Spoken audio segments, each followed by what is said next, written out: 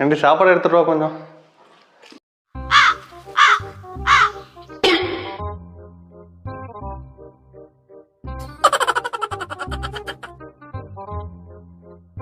சாப்பாடு நல்லா இருக்கா?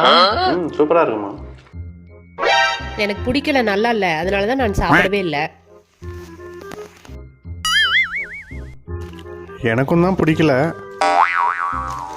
ஒரு மாதிரியா இருக்கு.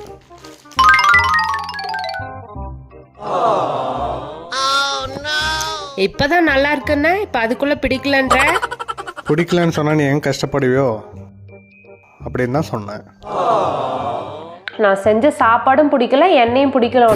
உனக்கு சாப்பாடுல ஒன்றும் இல்லை, எழுந்து போ.